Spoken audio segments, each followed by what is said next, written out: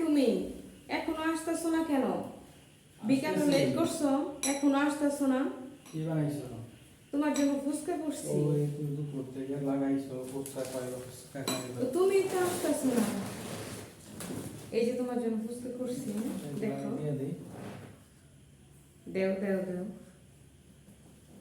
এত কষ্ট করার দরকার কি ছিল? বাইরে থেকে খাই আসতাম। বাইরে খাওয়াটাই এক কথা আর বাসায় খাওয়াটাই আরেক রকম। স্বাদই আলাদা। বাসায় খাই আজকে দেখো। তোমার জন্য একটু কষ্ট করলাম, তোমার জন্য করবো না, কার জন্য করবো তো বলো? আচ্ছা কষ্ট করছো আর একটু কষ্ট করো।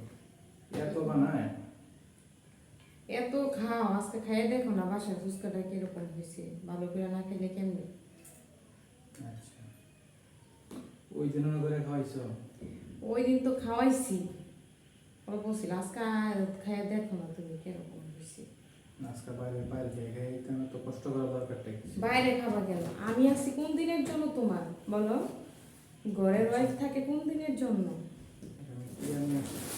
আবার কোথায় যাইতেছো? এই যে ক্লিয়ার নিয়ে আসছি। কোথায় গেছো? ডাইকে ডেকে নিয়ে আসতে হয় কেন তোমাকে? আসো তাড়াতাড়ি আসো।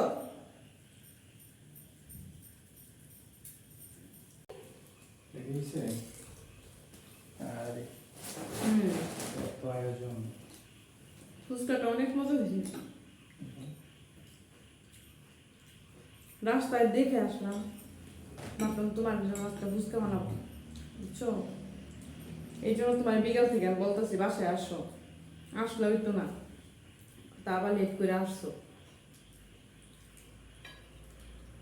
টকটা তো স্বাদ হয়েছে। টক খাও। মিষ্টি। হুম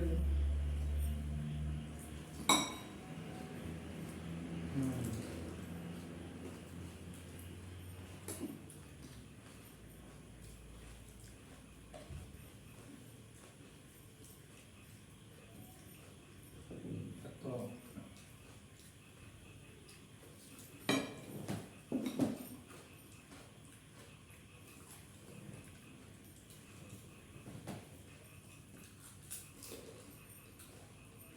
তোমার একটা দোকান দিন, বাসার সাথে একটা দোকান দিন তোমার। তুমি কি মনে করো দুটো আমি করতে পারবো না? আমার বুঝতে আরো বেশি চলবো। তোমার একটা ইনকাম হইলো। মানুষ দেখছো ফুচকাটা কত? আসো তোমার খাওয়াই দেই। খুব ভালো হয়েছে।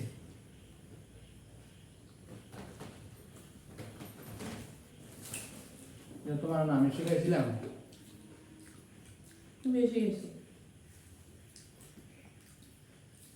আমি যে বলছিলাম যে ভেবে কিছু করলাম, এই জন্য স্বাদ হইছে।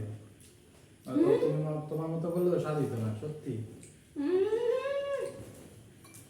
নাচতে না জানলে উঠান বাঁকা। হ্যাঁ, বাঁধতে জানে সে চুলো বাঁধতে জানে, বুঝছো? আমি শিখাইলাম আর আমার একটু দিক নেই। তুমি আমার শিখেছো? এ হচ্ছে ভাই মেয়ে মানুষ, সব ক্রেডিট দিয়ে দিতে হয় মেয়ে মানুষদেরকে।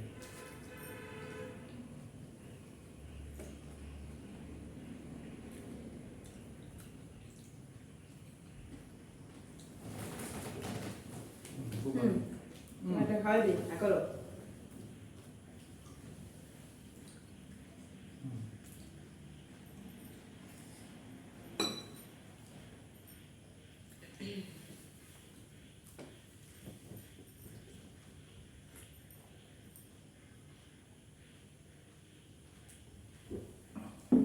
খুব ভালো হয়েছে।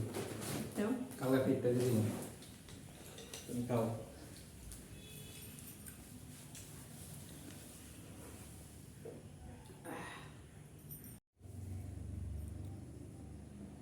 ফুচকা খাওয়ার পরে কোল্ড ড্রিঙ্কটা একটু খেতে হয়।